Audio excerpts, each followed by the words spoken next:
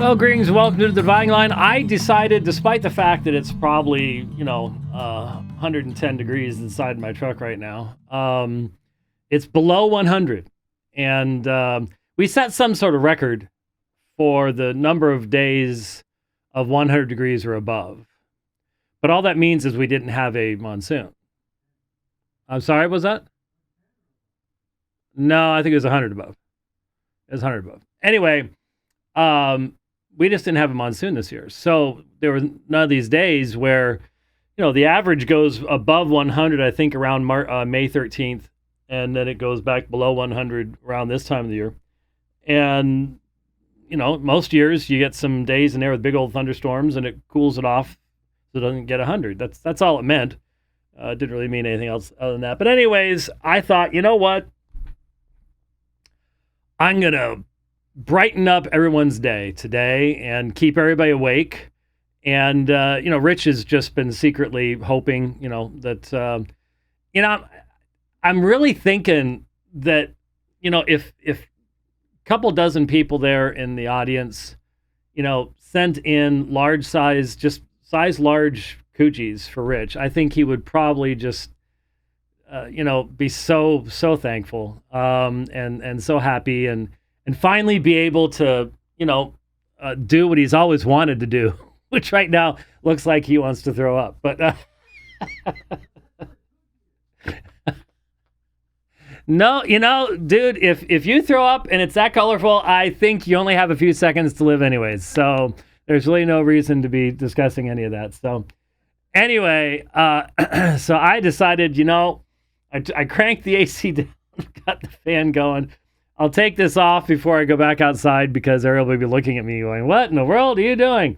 But anyways, we got an early start. It is, over halfway through September. There are places in the United States where it is cool right now. Somewhere, I'm not exactly sure where. It just doesn't happen to be here. But it is dropping into the upper 60s the past few. Yeah, but doors open in the morning. The kitties love it. They're running in and out of the house and just having well, your kitty doesn't get to do that, but yeah, and so he can sit there and stare out at all the cats running around outside, and he can't, and yeah, it's sad, but anyway, remember, we have coyotes. We don't have cats running around in the neighborhood. Okay, go ahead and explain that to him. That deep inside longing as he's looking through those screens. Anyway, so here we are, and so many things, so many different directions we could go. Look, but everyone has the same thing on their mind, so I don't want to spent a great deal of time. I was actually riding when I first saw the first posting of the letter from Trinity Bible Church and in Dallas and everything about Steve Lawson, and it is somewhat ironic that, to my understanding, anyways, John MacArthur is still in the hospital. And I've read some stuff that doesn't sound really good about his long-term prognosis and heart and buildup of fluid around the heart and stuff like this. And so serious challenges over in Southern California, to be sure. Things like this just remind me, I have said this many, many times in the past, you cannot ground your faith in men. And it takes a development of Christian maturity to learn to receive blessing from people, receive truth from people, who can then turn around and greatly disappoint you.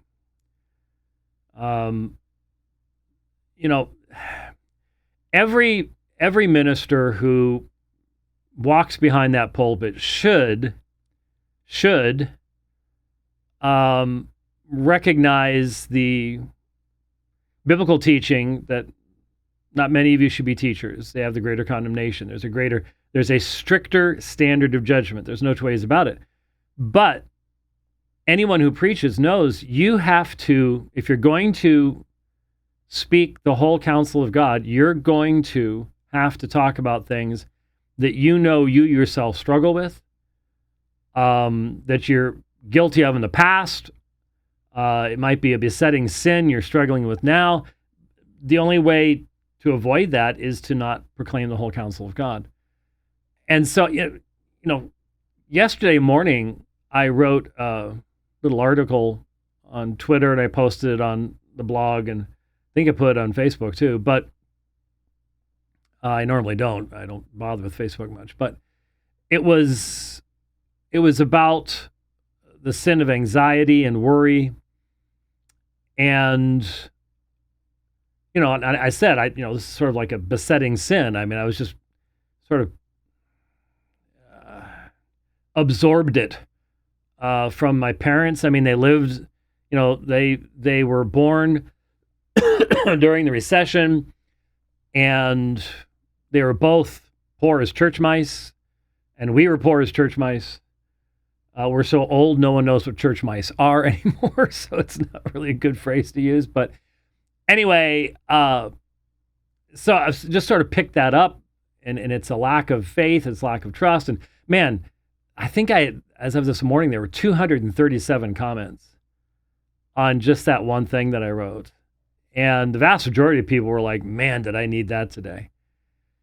And so what I said in that is, if people are helped by that, it's not because I said it. And so part of developing Christian maturity is to, when I went to Fuller, I learned a lot of good, sound, solid things from people that we'd never allow to preach in our church. That ability to work through those things is something that everybody has to develop over time, because all of your favorite people are going to disappoint you at some time or another. Maybe not on this level, hopefully not anyways, but they're going to disappoint you. And if the reason you believe important theological concept A is because you were introduced to it by preacher X, and then preacher X becomes no longer preacher X because of some type of sexual sin or financial stuff or whatever it might be, are you going to stop believing Christian doctrine A? Well, it depends on how it was presented to you. And if you learn the important thing, and that is, if this is grounded in Scripture, if it's grounded in the Word, then it doesn't matter how it came to me. It's grounded in that which is theopneustos, that which is God-breathed, and I want to hold Jesus' view of Scripture. If I hold Jesus' view of Scripture, that's the ultimate authority, and you're grounded at that point. A lot of people don't do that. They're not taught to do that. In fact, sadly, there are a lot of big-name type preachers out there who don't mind if you sort of view them as your private pathway to special knowledge, so we say. And that's one of the reasons, you try to call here and get hold of me, and you end up with the Frenchman from Prescott in there, and you think you ain't gonna get past him. And he'll talk to you, but there are people that are just always like, could we just sit down and talk, and that's all I'd ever do. And one of the reasons I don't is, aside from the fact that that's not what I've been called to do, it concerns me when I see people who have that attitude to where I know I could get away with almost anything, telling them almost anything. They're not going to question me. And that's not good. That's not the way it should be. Not the way it should be at all. And so anyway, the whole point being, make sure that when you are evaluating, when you are learning from others, we all learn from others. I learned from people when I was a young man. But, I never really, I'm not sure why, but I never really idolized anybody. It wasn't like, anything this guy says, that's just, I've always had in the appropriate biblical context, a critical spirit in the sense of, okay, like I said, my theological education at Fuller required me to listen to people that were way off to my left, grab the meat, spit out the bones. And so I did. And, I learned good, solid things from them. You can learn things from liberals. You just have to be careful about their conclusions. So anyway, we pray for all the people that are involved. People, want to know, how well did you know Steve Lawson? Well, I can think of at least, 1, 2, 3, at least 3 conferences we spoke at. It's probably more than that. But I'm not sure how much I want to talk about this, but when I speak at conferences, they always have a green room and there's food in there and there's snacks and you can stay away from everybody that way. And we don't do the stay away part. When we go to G3, it's exhausting. You're standing for hours and hours and hours talking to folks. And that's why I figured we're there. So Steve was always much more the green room guy. And so I actually sat down at dinner with him twice that I remember. One time was at a hotel. He actually motioned me over. And what I didn't realize is I was doing part of his sermon prep for him. Seriously. He for some reason started asking me, have you done much work on John chapter 10? And I had just, I think, recently preached on it. And so I was going through, so what about this verse? Do you remember what the Greek was here and stuff like that? And he's writing all this stuff down. And then I realized a few days later when he preached the plenary session that he was preaching at this very large conference, that it was on John chapter 10. He was doing sermon prep over dinner with me as his Greek concordance. But and then we had dinner. There may have been other places where all the speakers were in the same room, and so we were in the same room, but I didn't realize that. But I sat right next to him at a G3 dinner at a restaurant for all the speakers, just outside of Washington D.C. because I could see. I think it was the Capitol, I could see in pretty far distance. We were ways away, but you could see it. We were in the general area, and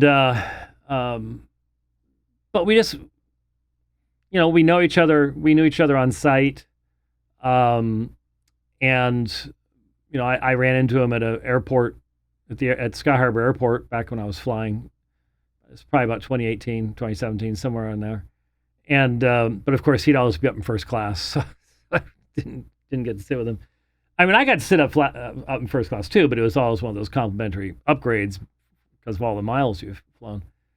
So no, we weren't buds. We never contacted each other outside of running into each other at conferences and things like that. So I can't give you any of that kind of insight or anything like that at all. The only thing I can do is tell you stories about his very strange dietary requirements, that none of the food on his plate could touch any other food on his plate, and Mont Blanc pens. That's about all that's best I can do. But in the midst of all this, you pray for him and, of course, for his wife and his family. You pray for the church. I mean, that's the thing. It's just devastating to a local church when someone's been there that long. And then, of course, Ligonier and Masters. He holds significant positions of authority and teaching in all those places. And you pray that people learn and understand forgiveness, but also understand responsibility and everything that goes with it. And, this looks like a situation where there's no dispute. It's not someone making an allegation and someone denying an allegation, so we're not dealing with all the evidentiary stuff. That's the stuff that still freaks me out. I'll be honest with you.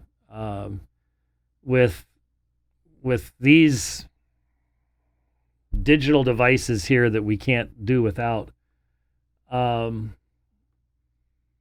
you apply God's law to evidence and what amounts to evidence and things like that. That's an area where a lot of work needs to be done, and I don't know that work's being done. I'll be honest with you. We're always behind the curve. We're behind the 8 ball or whatever the terminology is. We're catching up, and that's definitely something we need to work on. So I guess right now a debate's going on online between William Lane Craig and Muhammed Hijab. I had written to Muhammed Hijab, I don't know, a year and a half ago. Never did hear back from him.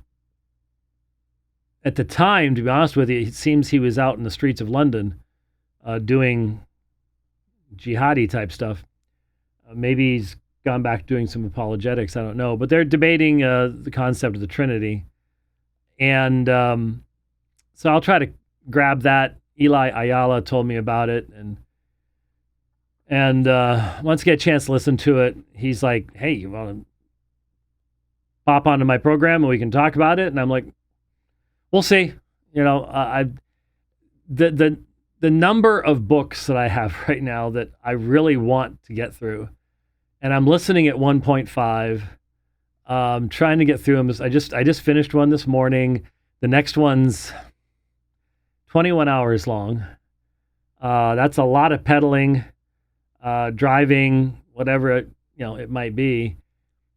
And to be honest with you right now, what I should be doing, because we're looking at 4.5, 5 weeks before the debate in Mobile, Alabama, on the Mass and the very strong, strident thesis statement chosen by my debate opponent in this encounter, that the Roman Catholic Mass is the only proper way to worship God. Which, hey, if you believe in old style Roman Catholicism, that fits. That's clearly not what Francis believes. That's the irony of all of this, is you've still got all these Roman Catholics that believe what Roman Catholics believed, through the 1930s and 1940s. But, that's not what Francis believes. And I guess they're all just sitting around going, but Francis won't live forever. Yeah, that may be true, but he's leaving, whoever's going to be taking his place, he's probably already been chosen. So we will see. But that should be, honestly, where I'm focused right now. I need to shut a lot of this other stuff off, but it's pretty hard. And some of you out there are making it very hard. The stuff that blew up 2 days ago, because my fellow elder at Apologia, Jeff Durbin, chose not to go to a conference that he was scheduled to speak at next year. And his primary explanation, his primary purpose, which interestingly enough was a private letter, was made public but via other means, was, hey, look, they're are people speaking at this conference that have just behaved inappropriately toward my fellow elder, James White, and I don't want to be a part of that type of a context of the situation. And everybody's going, well, y'all should get together. We should use this as an opportunity to build unity and to debate and all the rest of this kind of stuff. It's like, well, wait a minute. When Jeff was asked to do this, Stephen Wolfe wasn't even in the list as far as he can remember. And he was not asked to come to debate Stephen Wolfe on natural law theories or political theories or any of the rest of this kind of stuff. And it's just like a bunch of people came up with the idea that you have to support this. You have to be a part of this. It's like, why? A lot of us are sort of sitting back going, we're pretty concerned about the direction that a lot of this stuff is going right now. And one of the things that I've tried to explain 14 dozen times now is that sacralistic Christian nationalism, I not only reject it, I'll fight it gladly. We've been there before. That was Christendom 1.0. And there are few things that have more denigrated the gospel of Jesus Christ than the old Christendom, where you have people naming the name of Christ who couldn't explain the gospel to you if their life depended upon it. And Paul called them pseudadelphoi, false brethren. But there are people running around going, it's better to have false brethren than these secularists. Well, that's a category error. That's comparing apples and oranges. You're putting things together that should never be put together, but that's what's happening, sadly, all over the place. So anyway, all this stuff happened a couple days ago, and I've written a few things to a few individuals to say, hey, wait a minute, what on earth are you talking about? There's immediately the apologia has fallen. It's like, oh man, the drama, just truly astonishing. But about 3 weeks ago, an individual by the name of Samuel Costner, I think, if his full ID on Twitter means anything, posted an 11 tweet thread on August 31st. So it's been, right, not quite 3 weeks. And I saved it. I bookmarked it. And so I'd like to run through it because it addresses some important stuff, and there are some scriptural passages at the end I think be worth looking at. So I hope you don't mind if I do that. This is sort of my way of responding to stuff without having to sit there and type all day long, and hope it doesn't get deleted by various social media outlets. So he quotes me. He listened to a couple of the dividing lines we did. And so he says, I see 6 things here. I don't get it. Papist theology, extrapolation error, symbolism, serious parody, and theology of protection. Okay, so lots of graphics in all these too. I don't get it. He said this a lot. Fair enough. He doesn't. Just for Sam's understanding, when I say I don't get it, what I'm saying is I detect inconsistency, a lack of foundation, incoherence, contradiction, whatever else you might say. So when I look at Reformed men, claim to be Reformed, I've used the term ostensibly Reformed, and everybody just rolls their eyes. Oh, so mean. And again, from my perspective, if you can look at a theological context that involves relics and indulgences. Okay? Can't talk about the Crusades without relics and indulgences. Not possible. The true cross, the spear that pierced Jesus' side being dug up during the siege of Antioch, and all the rest of this kind of stuff. If you can talk about historical context where indulgences and relics were involved without revulsion at the fact that this is such a mockery of the gospel, and that the Reformed always knew that. I mean, that's not something, the Reformation as a whole developed its Mariology starting in the second and third generations. The original Reformers didn't touch that one with a 10-foot pole. Part of the reason being that what Rome believes today on those subjects hadn't even developed, as far as bodily assumption and dogmatically the Immaculate Conception and that kind of thing. Anyway, so if you can lionize people at the expense of the very essence of the gospel, I don't get it.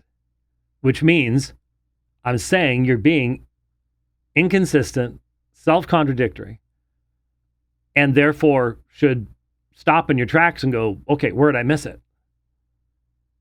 What am I trading for what? That's been my point all along. So he doesn't seem to understand that. But then he says, a reminder to try to get it before ripping a demographic. Ripping a demographic. The number of times people, just last night somebody said something to me online. You're making a political statement, and you hate political statements. You don't think we should ever do anything political. Just sitting here going, I wrote back and said, seems to me you've only been reading what other people say about me and not actually listening to me. I don't know how you could listen to me for the past 6 months. There's a lot of people who complain I talk too much about that kind of stuff. But it's just like, what color is the sky in your world? You're living on another planet. I don't get it. It's strange. And so the meme is, well, you're ripping all young people. No, not. I know all sorts of young people that haven't jumped on this crazy bandwagon. They're just not as loud. They don't do as much memeing. That's because they're outside abortion clinics, and they're working in pro-life centers, and they're doing evangelism amongst the various groups that we've been doing evangelism for all along. And so they don't have time to be necessarily cosplaying, the Crusades or something. All right, fine. But we even talked about recently a thread that I dove into where stuff was being said about me personally, Apologia, all the elders by name. It was pure fiction. It was pure fiction. We never, it was just made up. And the problem is you get into these groups, especially the red avatar, blue-eyed group, and that kind of stuff just gets passed around like it's gospel. And so I don't know what you mean by ripping a demographic. Is talking about red avatar, blue-eyed group, is that a demographic? That's a demographic based upon behavior. That has nothing to do with young people. I'm very thankful for young people who are committed to being disciplined. And I don't mean disciplined in going to the gym. That's fine and wonderful. There is a time when people would criticize me because I'd talk about, I'd post a picture of a sunrise. And I do miss this part, I'll have to admit. And I'd post all these beautiful pictures of sunrises. And I was 30 miles from home when the sun was rising because I had gotten up at 2:15 a.m. and had been on the road for hours on my bike. And people are like, you sure do spend a lot of time exercising and you know. And until arthritis, heart condition, hernia, and there's a fourth thing, loss of memory. Until all that stuff hit me, I was thin as a rail and sub 10% body fat and all sorts of fun stuff like that. Well, then age hits you, and I'm a whole lot bigger than I would like to be now, but I'm still on track for 7,000 miles on bike. I did a 100-kilometer bike race down in Wilcox 2 weekends ago. And that was exactly 2 weeks after hernia surgery. And yeah, was that comfortable? No. Was I slower than I had been the year before? Yeah. Actually 2021 was the last time I did. But I'm still pushing. I'm still trying. So it has nothing to do with ripping a demographic for wanting to be fit. I told my daughter years ago that once she got into her mid-30s, she was gonna get fit and everything else. And she has, and she's looking great, and she's lifting weights and posting all sorts of stuff about, living healthy and all the rest of that kind of stuff. Got nothing against any of that. Not at all. It always is a temptation to turn it into an idol.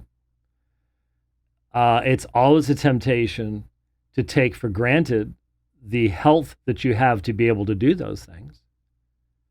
It's always a temptation to look down at others without knowing what their context is. They may be living hand to mouth and working 3 jobs and can't do all of that stuff. They may be taking care of aged parents. There's all sorts of stuff that's so easy to overlook and be so proud of your big biceps and all the rest of that kind of fun stuff. But so the lying meme out there is that I'm somehow against being fit and things like that. And yet when it comes to cycling, I could ride the vast majority off my wheel. You'd have to be able to be going 3-4 hours to hang with me. I've still got it. So no, it has nothing to do with any of that kind of stuff. So I'm not ripping a demographic, but I do say, it says, recently young men have made great strides against lady folly. Okay. Perhaps mocking their fitness and facial hair isn't a path to reaching them.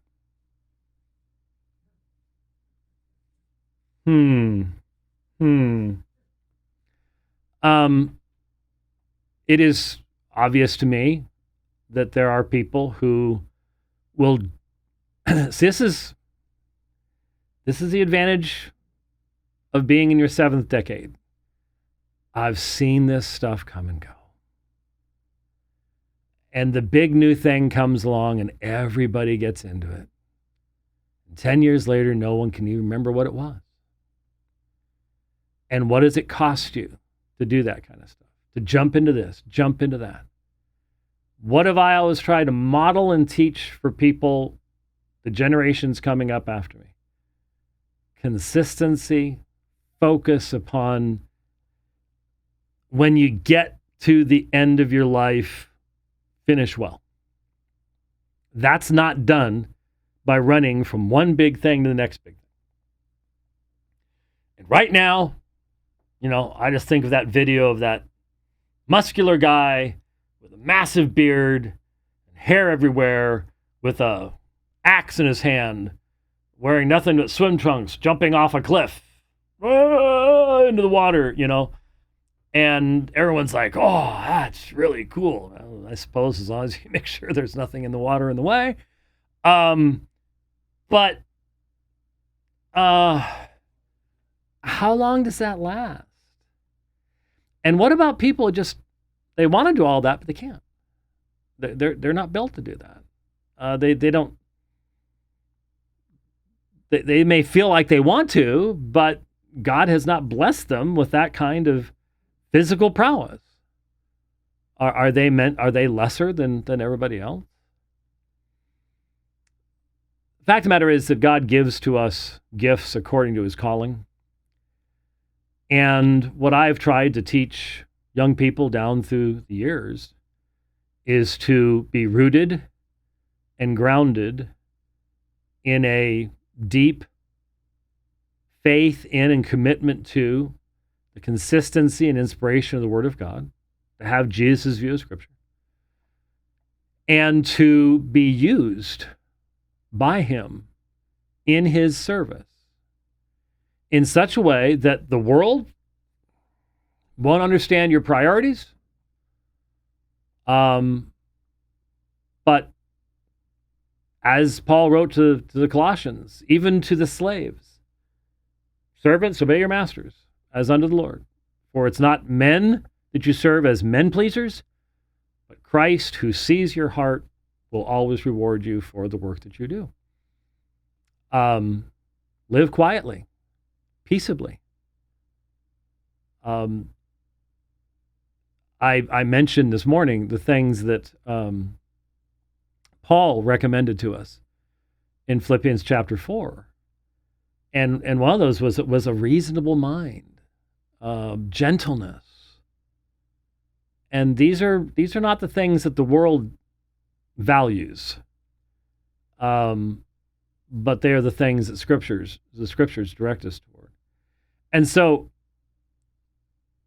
there are lots, thankfully, by the Spirit's guidance, lots of young men who recognize that the calling upon their life is not to be a Christian Arnold Schwarzenegger. It is to be an Adoniram Judson. Someone who gives it all, leaves everything behind, goes to the foreign land, goes to the place where you're going to labor in obscurity, could die, be killed. He has most of his children die, multiple wives because of death, all sorts of friends who die right in front of him. He's imprisoned, tortured. There's a life that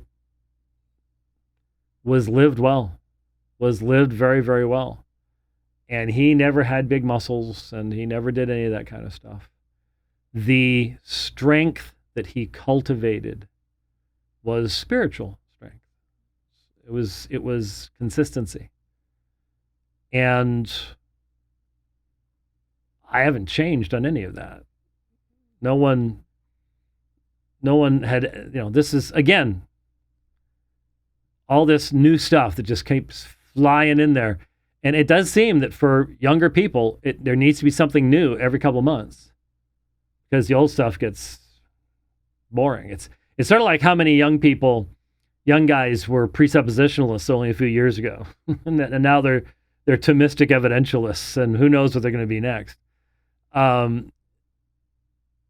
Christian maturity does not require an upgrade every 2 years.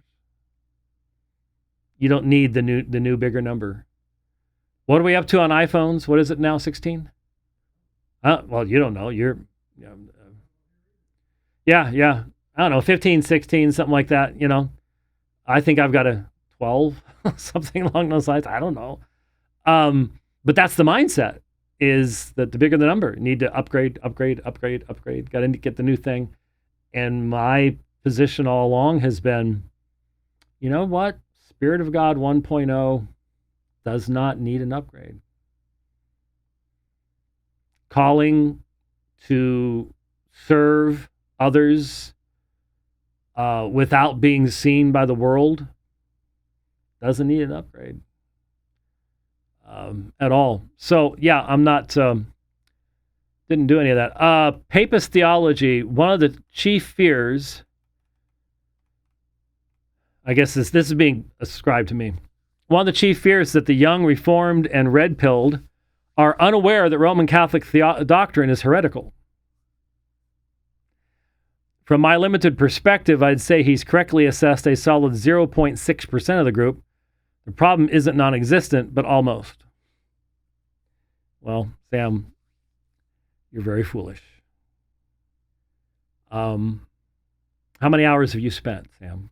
Oh, you're bragging again. No. How many hours have you spent with people who were getting ready to damage churches, damage their families by crossing the Tiber and becoming Roman Catholic? I've spent hours talking to these people. And the vast majority of you could never engage a Roman Catholic apologist because you just assume, oh yeah, we know it's radical. Why? And as I said earlier, if the Crusaders were going to the Holy Lands, there's nothing in Scripture that makes them holy in that sense. If God wants to take Jerusalem back, He's gonna do it. It's not a matter of us having to do that for Him. But if the Crusaders are going to go to the Holy Lands based upon the promise of eternal life, initially, Pope Urban probably was mainly thinking of like a plenary indulgence. And then it grew up from there. We get that. That's fine. The point is, why don't indulgences repel you? They repel me. I mean, I've done a debate. It's one of the toughest debates because, man, I'm going to tell you something. I have discovered that many of you are going, oh, we love your debates. You actually haven't listened to them. I would love to take some of these guys and take my opponent's presentations. I debated, again, one of the sharpest Roman Catholic apologists I've ever encountered. And one of the reasons being he listens to me and reads me. So unlike many who just walk in figuring there's nothing the other side has to say, he's always well prepared. I debated him on indulgences in Northern Ireland, of all places, in Belfast, Northern Ireland. I would love to take some of you guys. Just take his opening statements and rebuttals and just play them and then let you respond. It would be really enjoyable, to be very honest with you. Because I don't think most of you guys do know. I really don't. I don't think you understand the whole system and how it fits together and how it's related and how so much of this theology had been developing in the centuries up until the time of the Crusades and would continue developing afterwards. That the Fourth Lateran Council, which is where I personally would identify the real origination of Roman Catholicism, because until you have transubstantiation, I just don't think you really have the modern Roman Church. That's 1215, Fourth Lateran Council. So, contemporaneous with at least getting toward the end of the crusading period. But I don't think you guys do. And the fact of the matter is, if you're going to ignore the authority that called the Crusades, the theology that informed it, there's going to be a bunch of folks who, once they start reading on their own, discover what that authority was, what that theology was, and are you going to be prepared when they decide, you know what, I'm just going to go all the way with this. I'm not going to go only halfway with you. I'm going to go all the way. Because some of the most virulent defenders of the Crusades online are Roman Catholics. Well, why might that be? Because they were Roman Catholic. That's why. And so if you're going to lionize these people, it's going to be really hard, really, really hard to consistently disconnect the theology from what they did. Most historians do it because, especially Western historians who don't have any particular commitment to theology and things like that, they don't really care. But it can't be done. It cannot be done consistently. And that needs to be kept in mind. So I'd say he's correctly assessed a solid 0.6%. I'd give you a really failing grade of F on that, and I don't think you know what you're talking about at that point. Extrapolation error, SAT test. If 16 people make objectionable comments on the internet, how many reformed dudes are false converts? It just doesn't really work. Yes, you can drag someone's cockeyed tweets onto a podcast and flog them, but doesn't help anything. So in other words, if I read the comments made by red avatar, blue-eyed guys with 1689 in their bio, it doesn't really mean anything. And what does that really accomplish? Well, it tells us that there is a dangerous and deceptive philosophy permeating through the means of social media into our churches. And I don't know this fellow, but I know me and my fellow elders are quite concerned about it, because we see where it's come from and we see where it's going. And that seems to be one of the reasons why, when I became an elder at Phoenix Reformed Baptist Church, we held off on it for a while, because the idea was there's something about being elder and being an elder. Don't lay your hands on a neophyte, a novice. There needs to, as you get older, you start seeing things you didn't see when you were younger. And you see where things go. And you see how dynamics fit together. And we see where this is going to go and the dangers that it can present. And we're going, hold your horses. There are better ways of expressing your frustrations and all your youthful energy and things like that. There are significantly better ways of doing that, significantly more Christian ways of doing that. But again, I just simply was reading what they themselves said. Symbolism. And then there's this picture, again, of a Christian knight, got the cross, sword, all these AI-generated things. At a basic level, what do people think when they see the classic Crusader? Well, let me just ask a question. Have these people done any studying? What books have they read? Do they know anything about the time period? Do they know anything about the form of warfare? Do they know anything about the theology? All the rest of that kind of stuff. And if they have read books, have they read only one kind of book?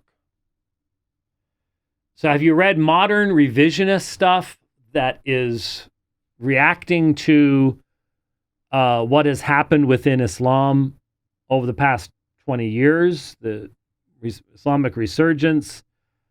Really 40 years. Sorry about that. Is that all they're basing it on? What have they actually read? Have they read a balanced analysis of the history and things like that? These are some of the questions that have to be asked. Honestly, they don't think of the empty papal promises or the various tragedies or Catholic errors. They see a fighter and a cross, a man and a cause. So they're seeing a fake AI. Right? So we're to lionize fiction. So why not lionize the second Terminator, who's a good guy? Who's been turned to the good side. He's fictional. He's not even human. So we don't seem to be concerned about history. We don't seem to be concerned about theology. So let's just have AI write some new epic stories for us that have no connection to history and what God's doing at all. Why not? That looks great. It's just fictional. This person came into this land. I'm looking at the graphic here. This person came into this land on false promises, may or not even had an understanding of the gospel, And what's worse is he's been, in many instances, lied to about the enemy that he's going against, just as they've been lied to in reverse. And you're going to hack folks up based on stories about bad stuff that happened 200, 300, 400 years before you've come along. And this is what we're supposed to do. Again, if you don't recognize the papal promises, you don't recognize the tragedies or Catholic errors, then you're not dealing with history. You're dealing with fiction. So if what you're saying is, hey, we just need symbols. Doesn't matter if they're fictional. Doesn't matter if they have any connection to history at all. In fact, we can just make up whatever history you want. Why not? Why not?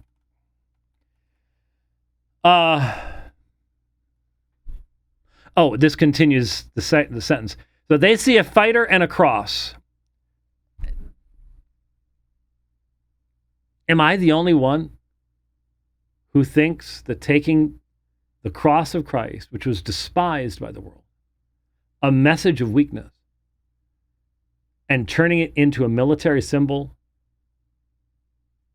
is utter foolishness?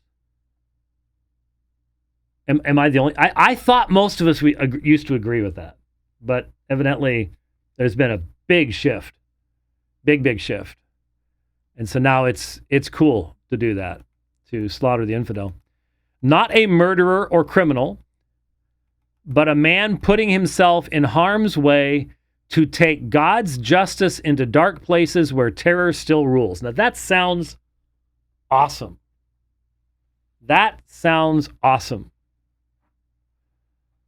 How do you take God's justice into dark places where terror still rules? Today.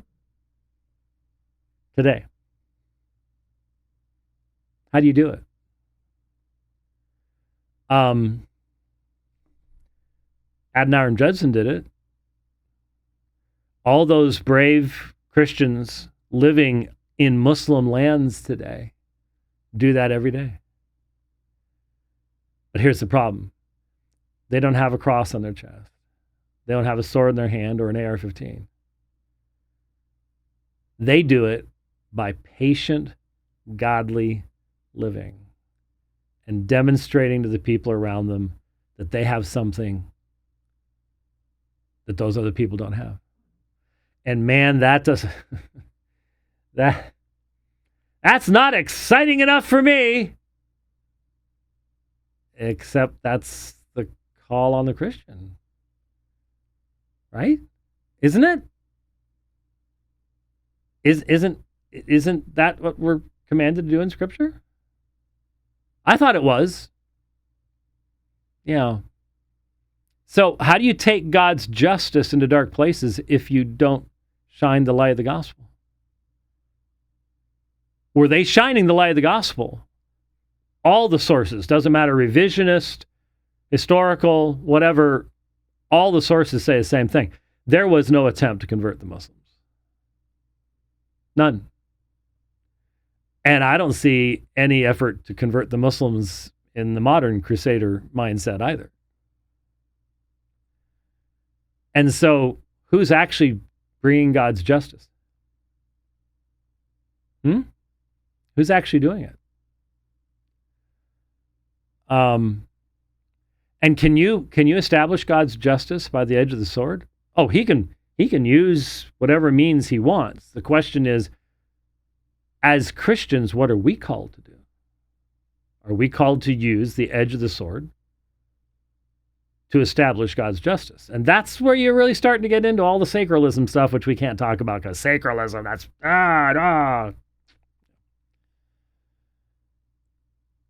Is this a myth error? Yes. If so, make that the issue. Always have. Always have. From the first things I said about this. I can't make people hear. But yes, it's a myth error. Don't mock men's imperfect attempts to turn back the poisonous tide of effeminization. Whoa! I didn't get the clutch in time for that one. Talk about a shift. Whoa! So now we just leapt from taking God's justice into dark places where terror still rules to turning back the poisonous tide of effeminization. Okay. Look, maybe young people have to see this type of effeminization a whole lot more than I do. The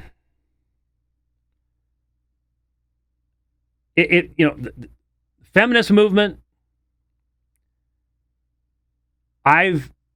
almost everything I know about it today, I've learned from my own daughter who has been opposing it for a long, long time. So evidently, at least I instilled in her a sufficiently strong and robust commitment to biblical truth and a Christian worldview that she has been involved in doing that kind of thing. I guess that's what you're supposed to do. Give yourself, invest in your children, try to do that type of thing. But I don't see how, I guess you're turning back the poisonous tide of effeminization by taking up a sword. And the graphic here is of this helmeted crusader with his shield and a torch in the darkness protecting little kids. That's sweet. That's wonderful. But little kids and children died by the tens of thousands during that time period. And both sides were guilty of horrific slaughter.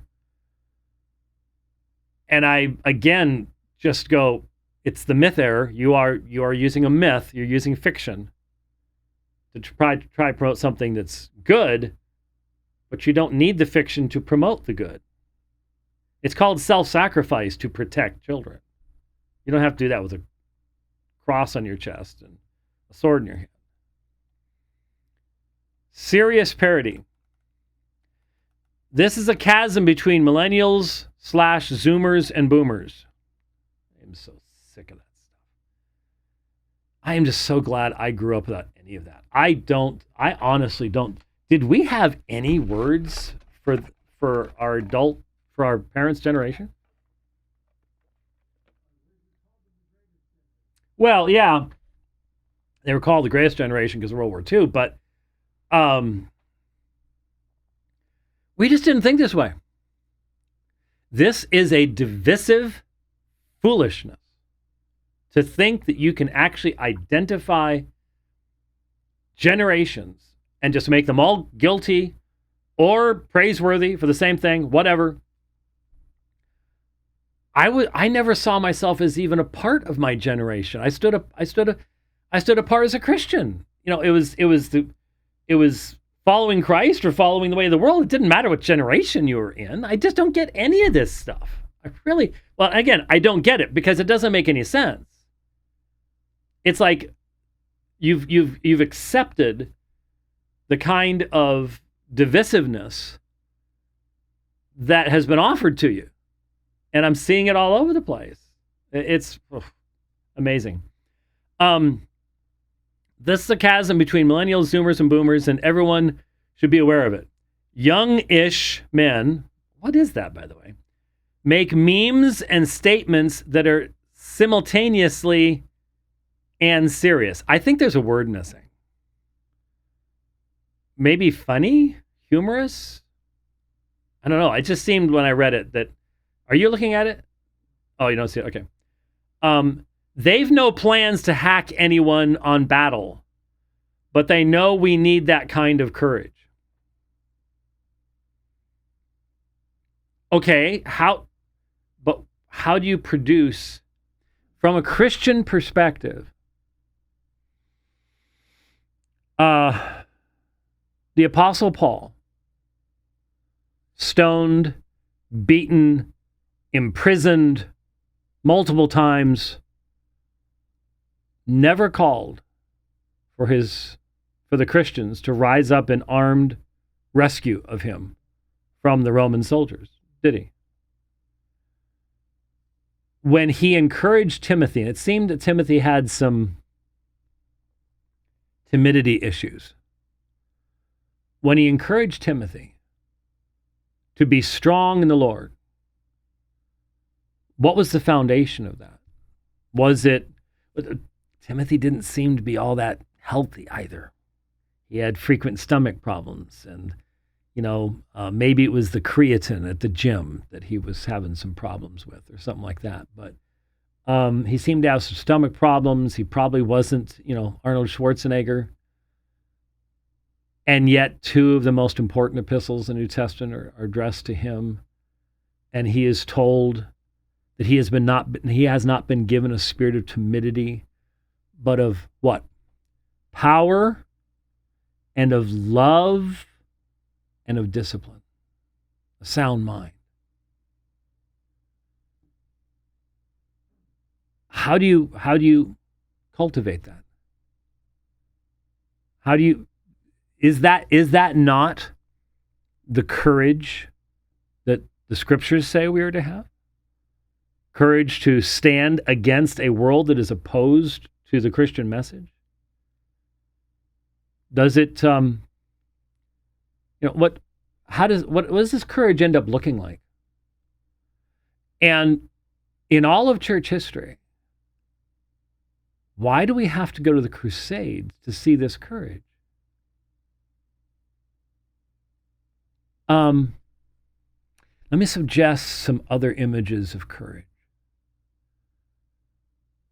When the plague came into Strasbourg, Calvin and Farel had been kicked out of Geneva after their initial time there. And when the plague came into Strasbourg, many people, by the 1530s, the plague's been around for 160 years, and so it's coming and going, and once it starts in a town, the rich people scatter to the hillsides. They get out of there. They've learned, they don't understand germ theory yet, but get out of town. You know what Calvin did? Calvin stayed and ministered to the sick members of the French congregation in Strasbourg. May I suggest to you that's far more courage than it takes to be on a horse charging into battle? It's a different kind of courage. It's a self-sacrificing courage. Oh, but a crusader can have self-sacrificing courage. Yeah, I suppose so. But again, what are the motivations? And why do we need that example and not Calvin's example? Or Zwingli did the same thing. He actually got it. He actually got the plague and recovered. Why not Athanasius? Athanasius never swung a sword at anybody. He didn't put a cross on his chest. He didn't hack unbelievers up. He didn't hack Arians up. But he was kicked out of his church 5 times. Sometimes with 5,000 Roman soldiers coming in the front door while he's sneaking out the back. And he lived in the desert. And he wrote his letters under threat of death. And he stood against the whole world, Athanasius contra mundum. Why isn't that the example? And his cause was quite just. Wasn't it? Yeah, it was. Yeah, how do we define this courage? Theology of protection. These guys' parents shouldn't have let them watch Gladiator when they were 10, but they did. Ever since then, they've been aware that the forces of darkness were trying to feminize them, and deep down they knew they should be blood and guts men. Well, I saw Gladiator 7 times in the theater when it came out. And one of the reasons I enjoyed it so much is Bill Clinton was president. And the point is, here is political power that was not wanted. Yeah, here was an actor, and the role he was playing was far better than the actor himself, that's for sure, as is normally the case. But the contrast between a true man and the sycophantic stuff, I mean, man, we look back at Clinton now and go, wow, in comparison to what we got now, yikes. How things have changed. But he's the one that brought up Gladiator. And the forces of darkness that were trying to feminize them. Okay, I don't remember that being the primary thing in Gladiator at all. I am Maximus Decimus Meridius. That whole wonderful, scene that it was just, gives you goosebumps. I don't remember anything about feminization there. And in fact, the women in Gladiator were quite feminine. But jovial warriors, prayerful guardians, strong and wise, gentle with babies, bold in gospel proclamation, fearless in the face of death. That sounds great. Are you telling me that our church, our tradition, can't provide you with the necessary examples of that? You've got to go to Rome? And the Crusaders acting outside of the power of the gospel? Why? That's why I keep saying, I don't get it. We Reformed folks, or if you don't want to include me in that anymore, that's fine too, but we Reformed folks were the ones who started the modern missions movement. And so many of those people that left it all behind never came back. They're self-sacrificing. Some people would question their wisdom. They questioned their wisdom then. But they had an eye toward eternity. Gentle with babies. Well, you know what? I've been thinking about something. If you take the gospel out, which you have to with the Crusaders, if you take the gospel out, then you can lionize anybody you want. Lionize Saladin. Why not? The gospel doesn't have anything to do with it. Right? Great military leader. Everybody admitted it. The Crusaders respected him. I've used the example of World War II. Erwin Rommel, Field Marshal Erwin Rommel, the German army. The British respected him. Patton thought he was brilliant. And they respected him not just as a general, but they respected him by how he treated his prisoners. He wasn't a Nazi. So why not lionize Rommel? Because as long as the gospel isn't the issue, let's just be honest, that's the only direction you guys can go with this. Is to say, yeah, we're trying to give Christians models to follow, but we just don't think that Christianity can really provide it in itself. We need to take the cross of Christ, despised by the world, a message of weakness, and reverse it. That's the great tragedy. I mean, crusade, as you know, crusade from the term crux, cross. So the crusader was a person who took the cross. But the meaning of Jesus saying, take up your cross, and Pope Urban saying, take up your cross, unless you're a Roman Catholic, are on opposite ends of the spectrum. Right? Yes? No? Maybe?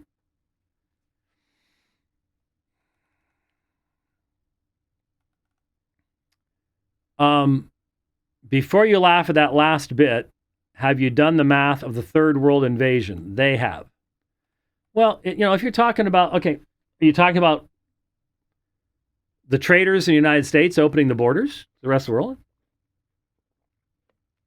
Okay. What are you doing about that? Are you talking about Europe? Is the West committing suicide? Yes. Why? It's spiritual. It's called rebellion. It's called having had so much gospel light and rebelling against it and loving sin and depravity and hating. Well, it's called loving the culture of death. Yeah.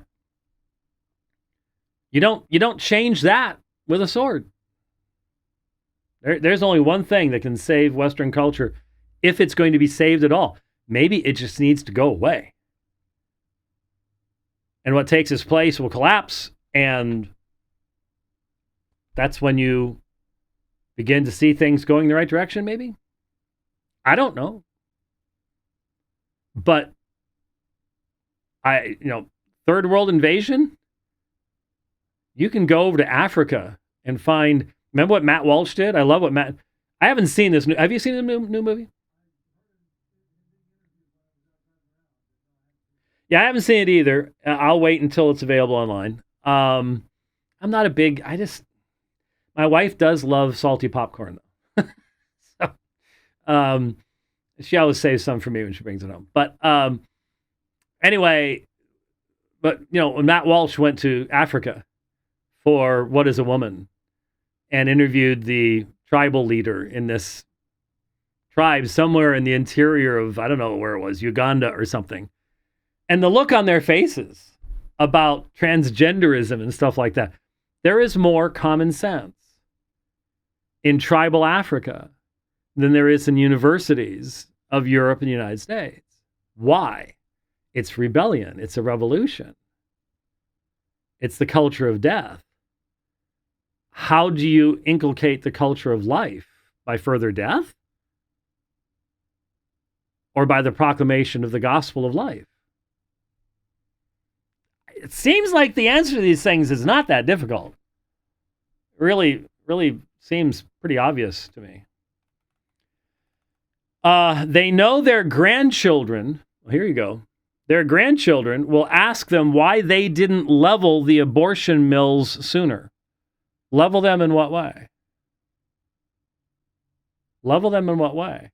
What are you talking about doing? Are you talking about doing what the Crusaders did with many cities? Killing everybody and leveling the building? Or are you talking about abolishing human abortion in the only way it can be? By changing people's hearts and minds. Which is it going to be?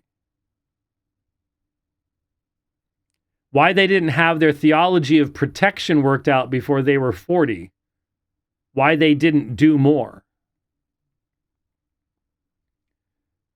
I just wonder, Sam, when you're 60, what questions will your grandchildren ask of you? And can you even predict right now? You can't, because we don't know what the future holds.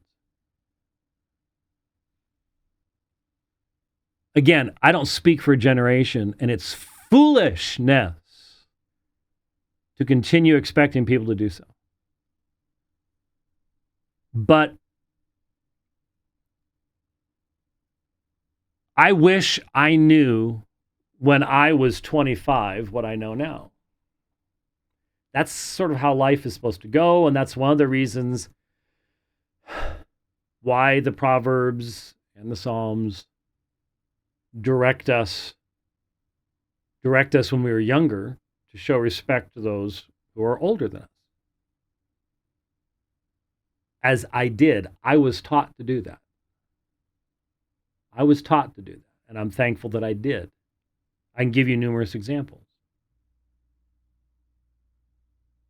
Because age gives you perspective. You get to see things. But it also gets you to have to admit things. I've admitted on this program over and I can't believe how many people on Twitter said, have you ever admitted you're wrong about anything? It's like, yeah, just a few times. I wish I had a longer view as a young person. I honestly blame some of that on the form of eschatology I was taught, which discouraged you from having a long view of anything. I mean, I've told you 88 reasons why Christ returning in 1988, or was it 84 reasons? It was 88. All that kind of stuff. Olive tree, 1948 to 1988, 40 years. That was part of it. That discourages you from thinking long term. Okay. But there were people in my generation that weren't all caught up in that, and so they were thinking more long term. But it would be wonderful if, as a young person, you could have a full understanding of what challenges you were going to face 30 years from now. But life doesn't work that way. And so, could I have done things better for my kids? Yeah.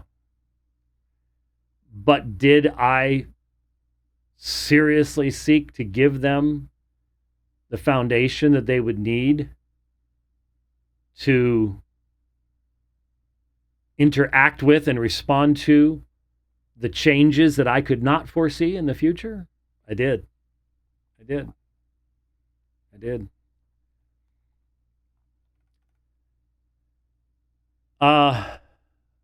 They can do moral math and societal analysis at the same time. A dissolving country, an able body, which is a gift of grace, by the way, and God's law in your hand is a weighty combination. Where's the gospel? Oh, it says God's law. Yeah. But what's the power of God in the salvation? What's the one power given to the church? You see, once you lionize the Crusades, you've lost the gospel. Not because you've forgotten what it is, but you have said that it is no longer even relevant to creating great moral character. A dissolving country, due to sin and rebellion, an able body, which you don't know is going to be able tomorrow. You don't know it's going to be able tomorrow.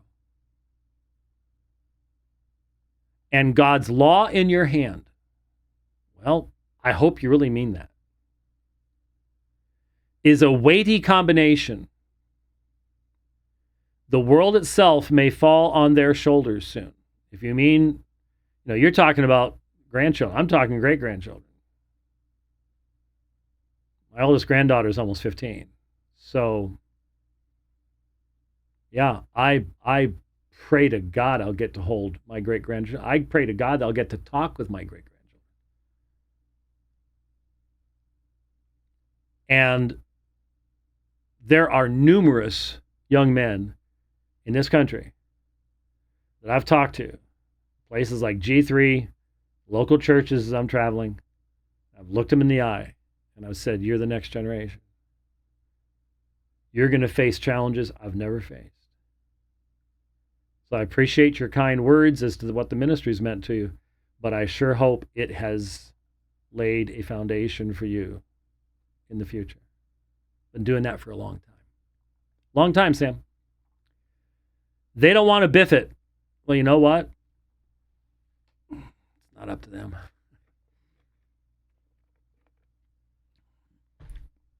If they're not going to biff it, it's because the Spirit of God enables them to not biff it. They had hoped for help in these things. Here's the thing that just 40 years of defending Scripture, explaining how Scripture is our foundation, explaining what it teaches about God. We have to know our God to worship Him. We have to know our God to be able to serve Him. The deity of Christ, the gospel itself, the resurrection. These are foundational, fundamental things that all of a sudden it seems like some of you now take for granted. They had hoped for help in these things, and they got it. they got it. In fact, I'm doing that right now.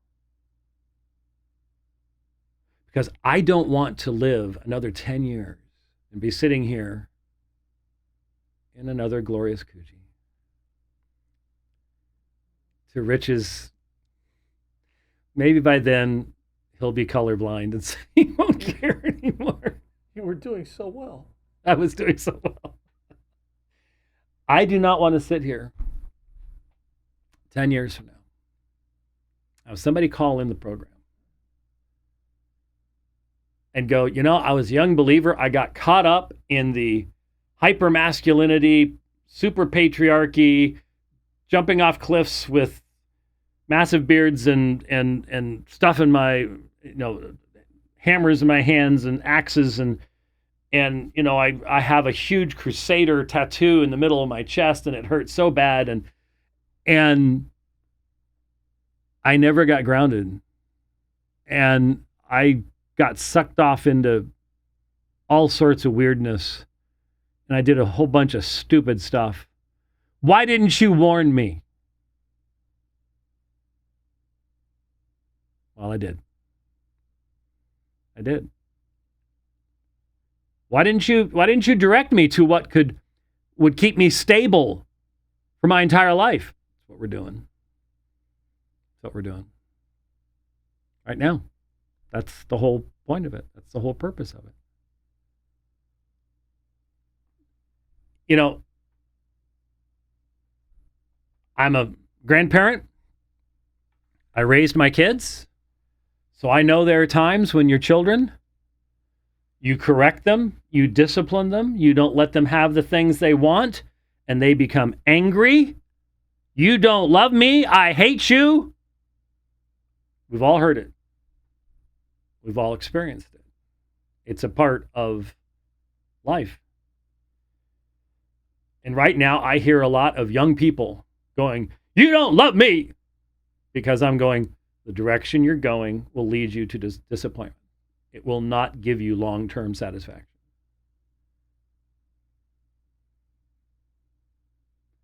I may not live long enough to hear a lot of people saying, thank you. I've heard some already. But so what? Still got to do what's right. I have never been a flash in the panner. There was an instance, just real briefly here. There was an instance back when, what was the year? When the Mark Hoffman stuff took place, the subject of Mormonism. Most of you don't have any idea who Mark Hoffman was, but there was a big thing. He was a forger. And he produced forgeries that the Mormon Church even accepted as being authentic. He was good at it.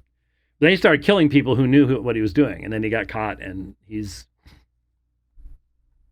still imprisoned, I think, up in Utah. Anyway, a lot of quote-unquote anti-Mormon ministries jumped onto the stuff he was producing.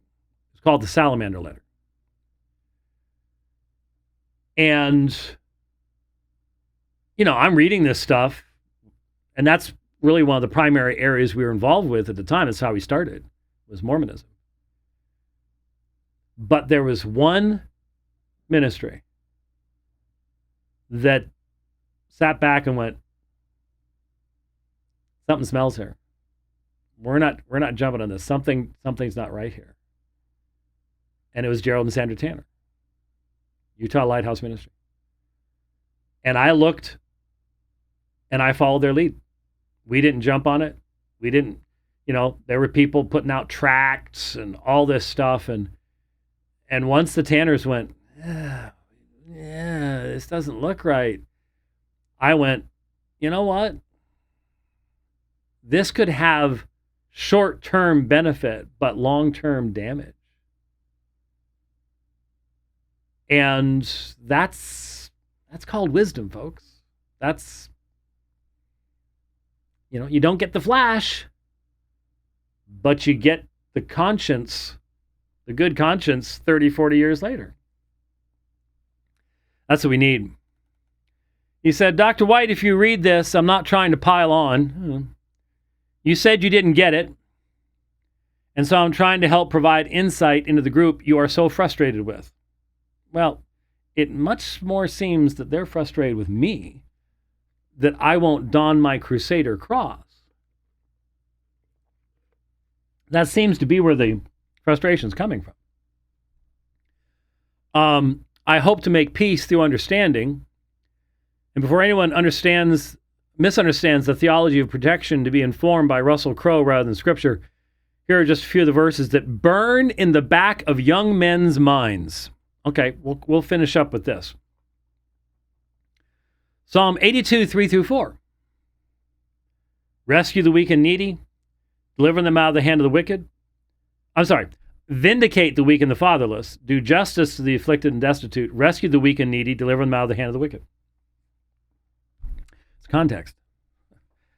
And those of us who deal with Mormonism know what the context is. We all know Psalm 82 really well, because these are words addressed to the judges of Israel, who were unjust judges. Jesus is actually going to apply this passage to his accusers in John chapter 10, identifying them as unjust judges. But the judges that God places, well, look at Psalm 82 too. How long will you judge unjustly and show partiality to the wicked? That's who he's addressing.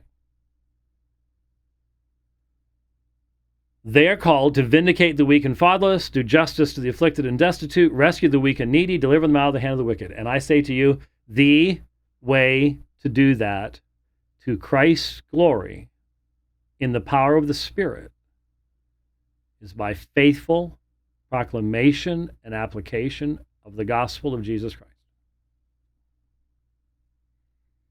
So let that burn in the back of your head. But that shouldn't logically lead you to Crusaderism. Should it? Doesn't seem so. Now, another one that I used back in 1989, Proverbs chapter 24. Deliver those who are being taken away to death and those who are staggering to slaughter. Oh, hold them back. If you say, see, we did not know this, does he not consider it who weighs the hearts? Does he not know it who keeps your soul? And will he not render to a man according to his work? Yep, that's why I don't talk about much, but I support, for example, certain Christian ministries that are involved in rescuing people from sex slavery and international trafficking. And of course, just this past week, some of you were attacking Jeff Durbin for not speaking at a conference. What you don't even seem to understand. I don't know if you've noticed, but Jeff's beard is going to be as white as mine before long. And that's partly because he just doesn't get enough sleep. They have 3 little ones. They're calling it Durbin Family 2.0 because they already raised their kids. He has grandkids. He's a grandfather. And now they're raising 3 adopted children, one of whom is special needs. And he's didn't just dump that on his wife. He helps take care of it. But can you name me someone who has stood before more legislatures testifying to the necessity of protecting, giving equal protection to the unborn children than Jeff has? Every one of you that went after that, you should just be ashamed of yourselves. That's all there is. You should be ashamed of yourselves. Every one of you. And you know who I'm talking about, too. A couple more, and then we'll wrap up. You keep looking at your phone like you've got to run out the door or something. Okay.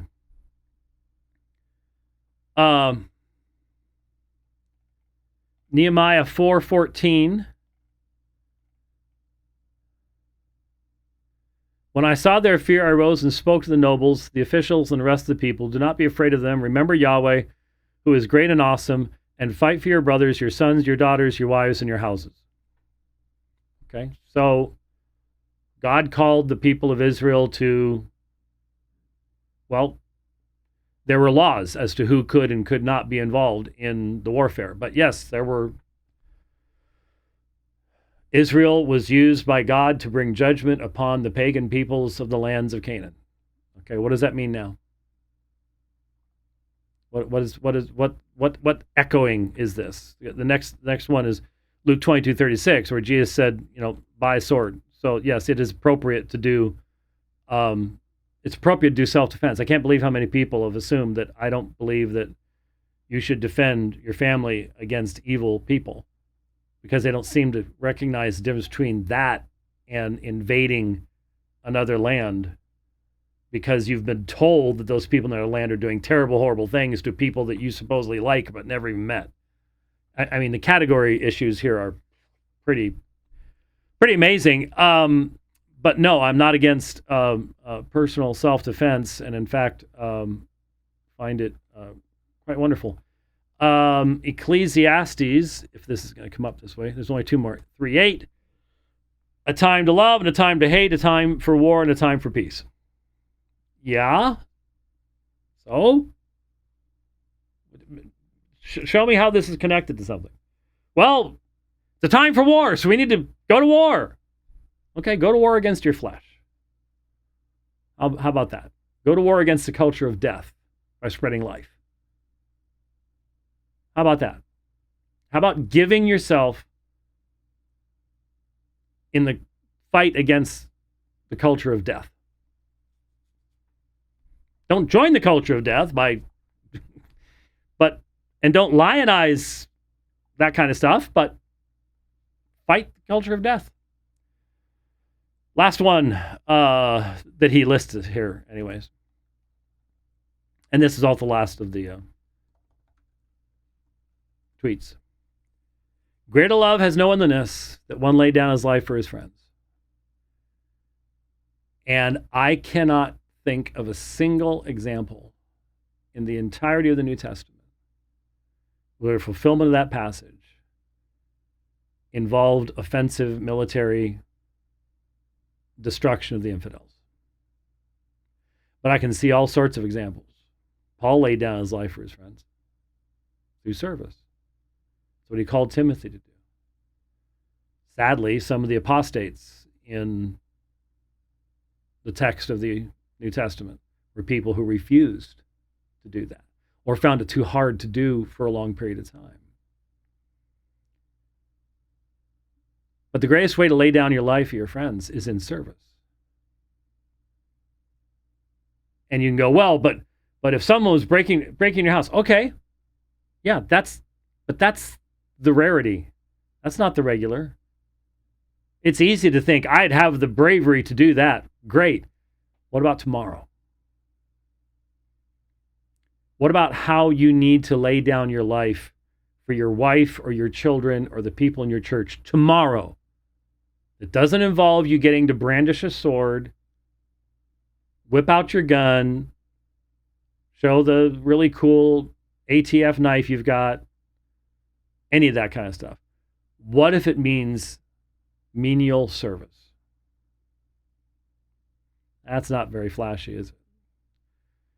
It depends on what we're talking about in the sight of heaven or men. Heaven or men. So I had bookmarked that back on August 31st or whenever it is I saw it. And now I've provided a response. And I hope that Sam finds that useful and understands where I'm coming from. There's probably stuff that's come in on Twitter since then that, no, it doesn't look like it. Oh, that's good. Anyway, I mean, we are on the air, right? Well, good. Good. All right. So I believe today is Thursday. And I was looking at the calendar and I noted that I've got 4 weeks from today. I pick up the RV and get ready for the next trip, which will include the debate in Mobile, Alabama. I hope you'll be praying for that. if you want to make these kinds of trips possible, the travel fund at aomin.org specifically goes to tires and that lovely expensive green fluid. Did you know diesel fuel is green? It is. Diesel fuel and DEF. I hate DEF. Diesel exhaust fluid. Smells like the floor of a bathroom. And you cannot fill the tank up without overflowing it. And once it dries, it's white and crusty and it gets everywhere. It's disgusting. Anyways, DEF and diesel fuel and that big old truck of mine, 10 quarts of synthetic oil just for an oil change. And we're not even talking about packing the bearings and rotating the tires and everything else on the RV and all the stuff that happens when that poor little house gets bounced down I-40. Or I've got to drive through Louisiana again on this trip. And so it's, woohoo, here we go. And everybody in Louisiana goes, yep, he's right. He ain't making fun of us. We say this of ourselves all the time. And it's absolutely true. They do come up with excuses. It's the clay soil and it's this and whatever. It's still a mess. But anyhow, travel fund at aomin.org is how you can help us with that. So should be fairly straightforward next week. Looks like it should be. I think 24th, 26th should work next week. And we'll try to get together then. So thanks for watching the program today. I hope it's been challenging and useful to you. And we will see you next time.